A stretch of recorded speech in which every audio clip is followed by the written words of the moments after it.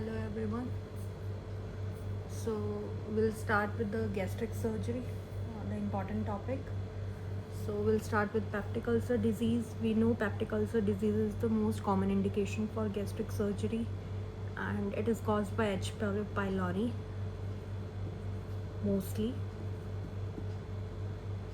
And since the invention of H2 blockers and PPI, the need for surgery has gone down tremendously. So there are still some indications for which we need gastric surgery, such as perforation, any iatrogenic perforation, carcinomas, lymphomas, any bariatric surgery. So we'll first discuss about the gastric adenocarcinoma. So gastric adenocarcinoma mainly occurs in adults, and it presents with the cachexic symptoms like anorexia, weight loss, and there will be vague epigastric discomfort. The person will complain that they feel early satiety, and sometimes they have bleeding in their vomiters. And how we'll diagnose it? We'll do the endoscopy and biopsy, and CT to stage if we find any mass, and how we'll accordingly stage the carcinoma. And how we'll do the treatment is mainly surgery. So we can remove there is resection of the mass.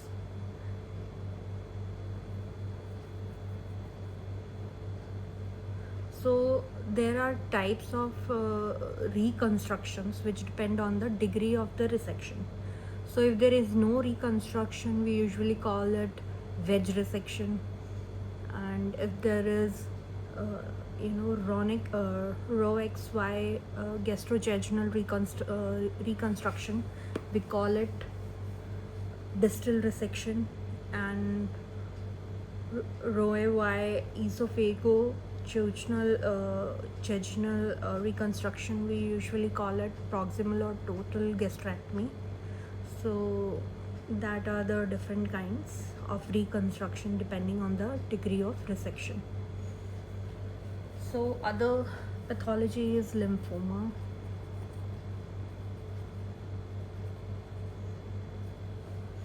Lymphoma is very commonly seen as gastric adenocarcinoma sometimes, because the way it presents and the mass, it all appears same.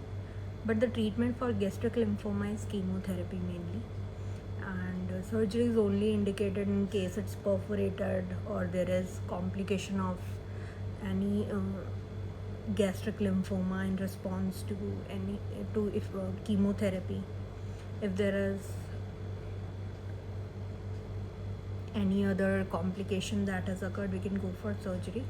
Then we occur for the MALT, which is mucosa associated lymphoid tissue, and it is very low grade B cell lymphoma, and it is associated with H. pylori, and it can be reversed by eradication of the H. pylori.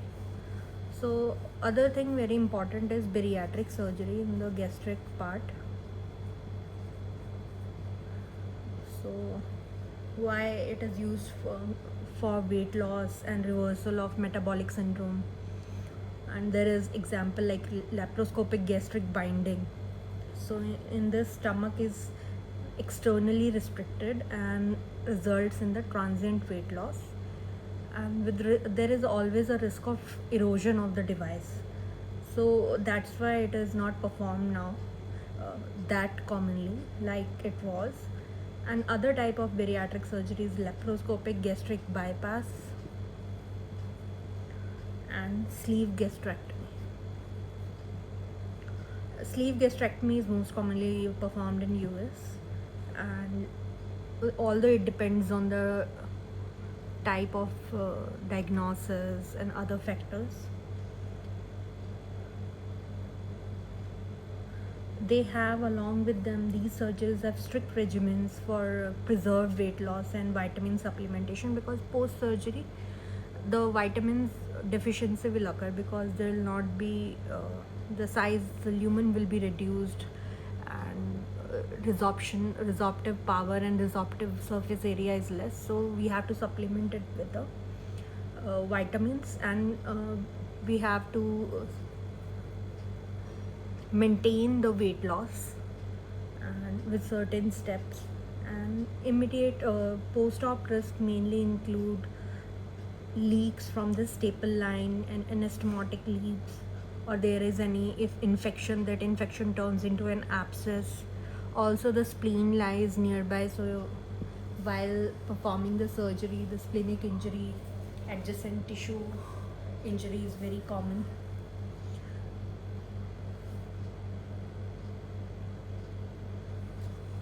So now that was the main important thing in the gastric surgery. Now let's go to the small bowel, and we'll first start with the any intestinal obstruction that occurs of the small bowel due to adhesion formed due to previous surgery, or there are any incarcerated hernias or cancers.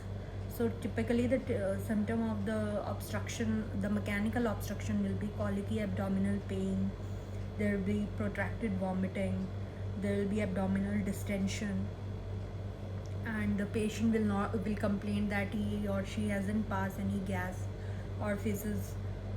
And when we examine it, we listen to high pitched bowel sounds, and after some days the abdomen turns silent, which is a very dreadful condition, and it can also be due to any perforation, or on x-ray we see distended loops or small bowels. We can see the air fluid levels on the x-ray.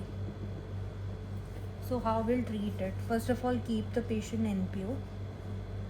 We'll do nasogastric suction. We'll provide IV fluids.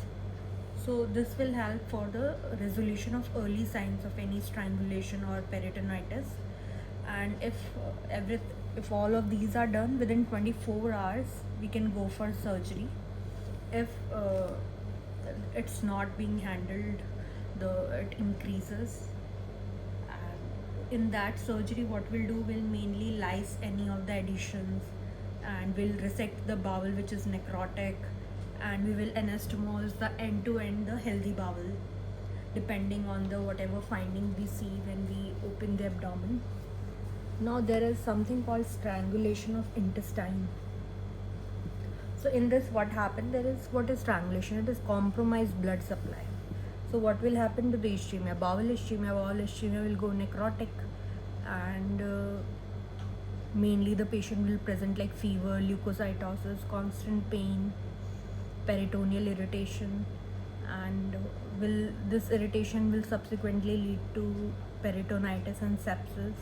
So in this case, we require emergency surgery, and if hernia is reducible, the surgery can be avoided. But if the patient we feel like patient still require observation to rule out ischemia, so we'll observe the patient and the abdomen closely, and we'll go for surgery if required. Now carcinoid syndrome is next, which is very important, which is small bowel carcinoid syndrome, carcinoid tumor. It has liver, with liver metastasis we can see, and the carcinoid, so it will cause diarrhea, flushing, wheezing, right side ventricle damage, because you can see the prominent jugular venous pulse. And to diagnose, we can use 24-hour urinary collection of 5-hydroxyindole acetic acid, and we can evaluate chest and heart for any other lesion. And treatment depends on the extent of the disease, and typically we go for surgical resection. And octreotide we can give as an antagonist. So octreotide plus surgical resection. So in case if a person has mechanical intestinal obstruction, and we know with the past history of surgery, and it is likely caused by addition, what you will give, we will mainly give what we discussed early: nasogastric suction, IV fluids, careful absorption, and keep patient careful observation, and keep patient NPO. So, in case the strangulation occurs, or the loop of bowel is incarcerated, turns necrotic, so we'll go for surgical exploration.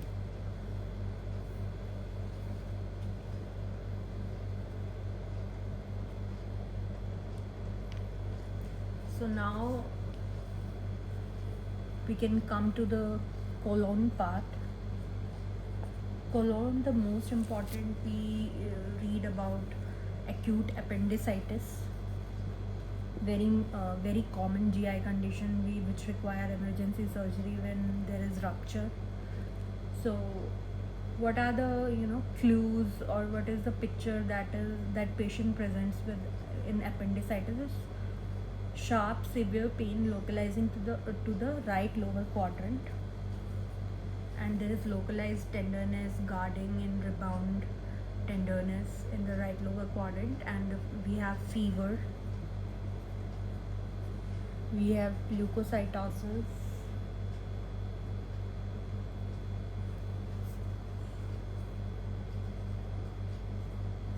around 20,000, and there is neutrophilia, and there is the patient is uncomfortable appearing and in pain, so we go for the urgent appendectomy.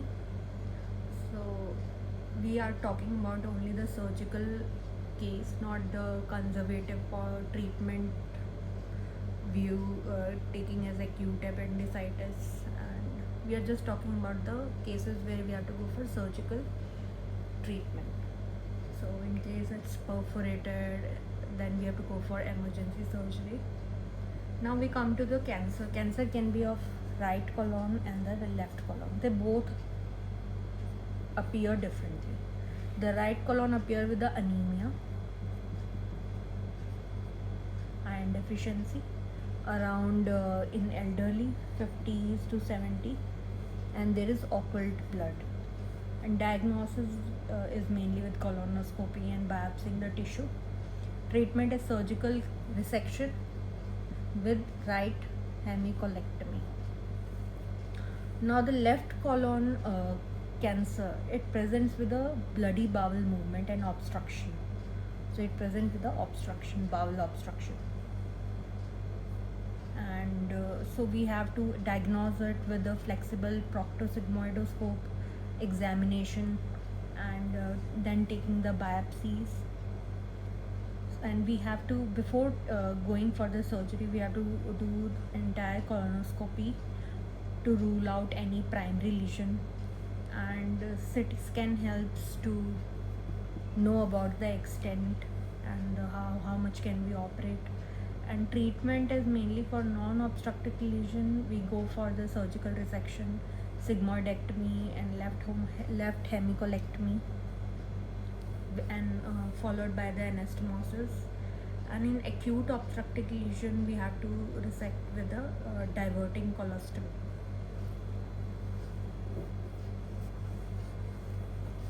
Now we have other pathology, that is polyps. So colonic polyps are pre-malignant in many cases, and there are like familial polyposis syndrome, and it has some variants like Turcotte, Gardner syndrome.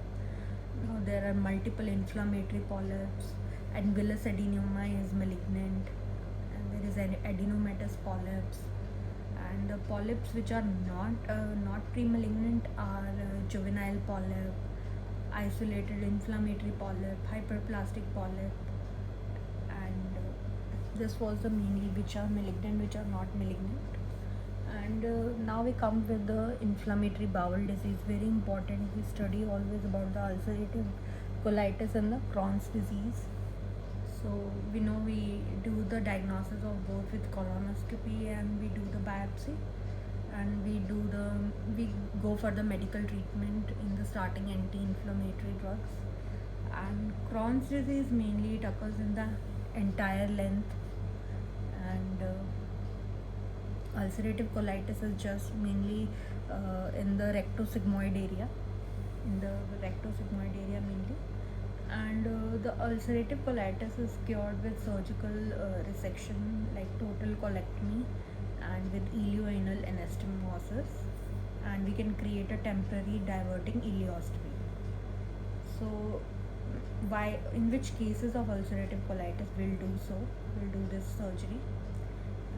That is if disease is present more than very long in chronic, like more than 25 years, and we are afraid that it will go into malignant transformation, and if there is severe nutritional status interference, and if there is multiple hospitalization the patient is needing every time, and we are already on the high dose steroids and immunosuppressants, and in case the patient develops the toxic megacolon,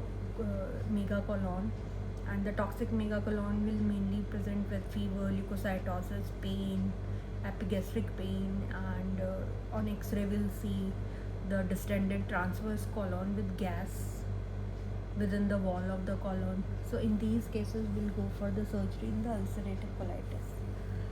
And we know in Crohn's disease we develop fistulas mainly, and we can, in case they require the surgery, we repair them with the surgery. So depends on the what pathology is mainly presenting, and we'll treat that accordingly.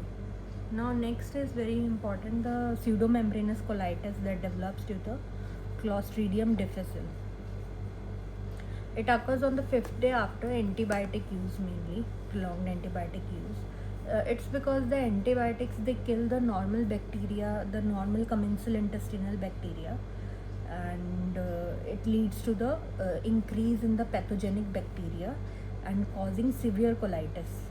So treatment for this Clostridium difficile is mainly we go for clindamycin.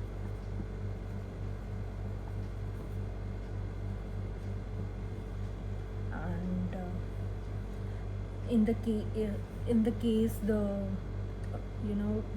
we can diagnose the disease with the identification of toxin in the stool, but this stool cultures take several days, so that's why we go for antibiotic treatment. So we first of all remove the culprit antibiotic, and then we go for the the management of the patient. If the patient requires emergency colectomy in cases of unresponsive to treatment, or high lactate or high WBC count.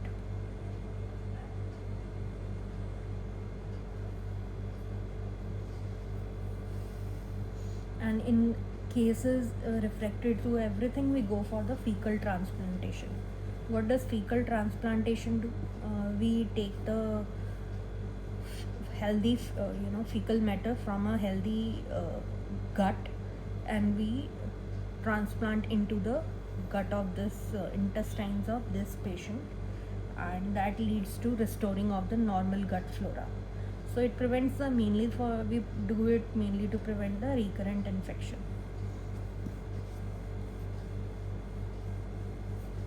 So main is just immediately stop the culprit antibiotics, and taking care not to use any antidiarrheal, which are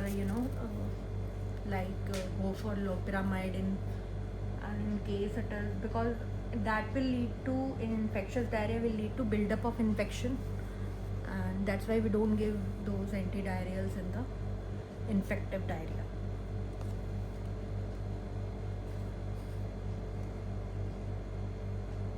So now we come to the,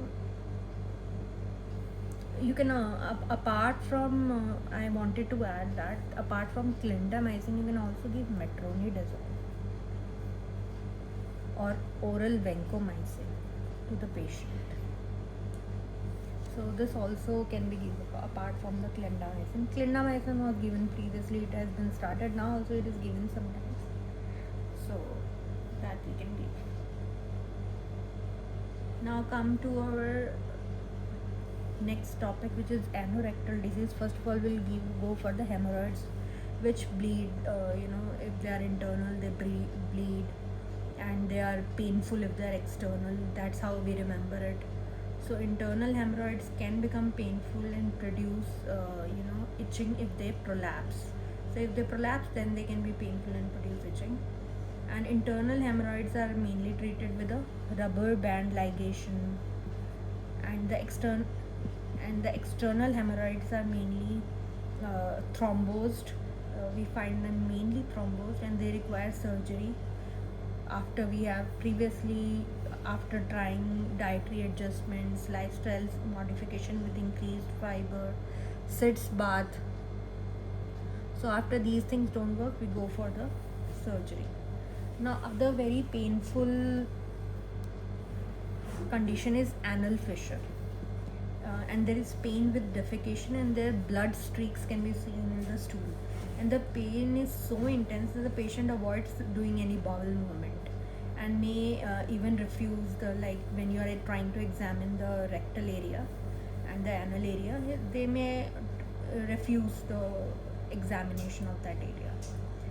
And we can see a very tight sphincter or very large hard bowel with straining, and that can even increase the problem because it will cause more pressure and it will lead to more pain. So what we can see, we can do examination under anesthesia, and we will see if they are posterior or anterior. Mainly they are posterior, the fissures, and treatment is we'll relax the sphincter, we'll give stool softeners, we'll give nitroglycerin, topical nitroglycerin, we'll give calcium channel blockers like diltiazem as 2% ointment, and we can use local injection of botulinum toxin. We can also give steroid suppositories, and in case all of these are not functional, we can do in surgery, what we do, we'll do lateral internal sphincterotomy. So sphincterotomy, okay, will loosen the sphincter, and so that it does not make it hard to pass a bowel and make it more painful.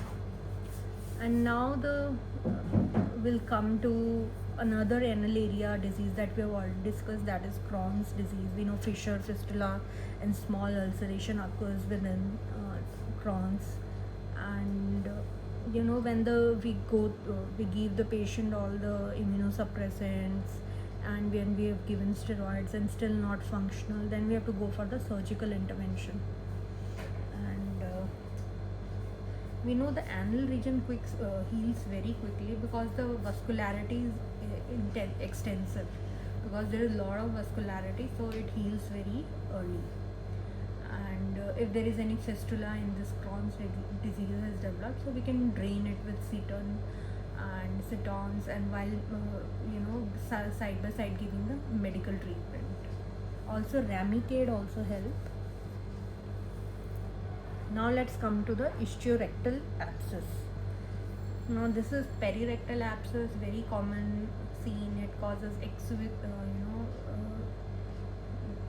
it causes perirectal pain, and the person is not able to sit down, is afraid to move their bowels, and in finding we'll see an abscess which will have all the characteristics of a swelling, rubertum, dolor, calor, and fluctuance of the inflammatory swelling, and it will be lateral to anus, and it will be between the rectum and the ischial tuberosity. So what we do, we go for incision and drainage if needed, and first we can rule out the cancer too, and there will be always history of the poorly controlled diabetes in case it turns necrotizing and there is soft tissue infection. So we will certainly find a poorly controlled diabetic person, because that increases the risk of bacterial infection and the abscess formation. So next topic is fistula in ano, which mainly develop, in patient who already had, treatment for ischiorectal abscess, surgical treatment. So what happens in fistula in ano? There is epithelial migration from anal crypts where the abscess is originated, and from the perianal skin where we have done the drainage. That form a permanent tract. So the patient will report with fecal soiling and occasional discomfort in the perineal region. And on examination, we'll see an opening lateral to the anus and it in a cord-like tract. It will be hard, and we can express the discharge from that area. So first of all, we'll rule out any necrosis on any tumor that is draining it, and then we'll go for fistulotomy.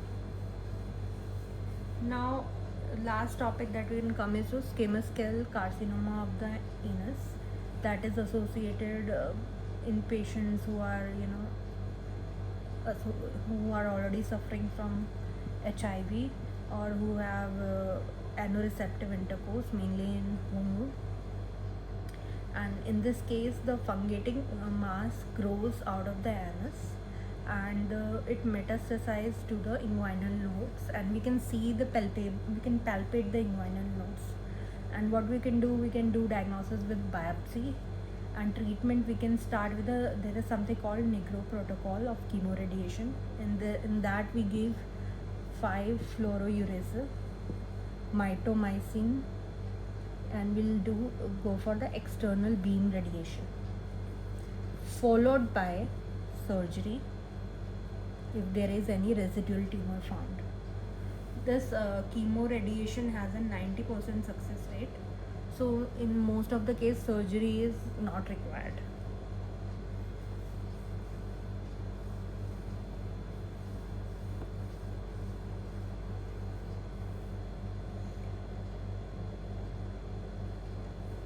So this was our main topics of the anal, and rest topics we'll see in the next video. Hope you like it.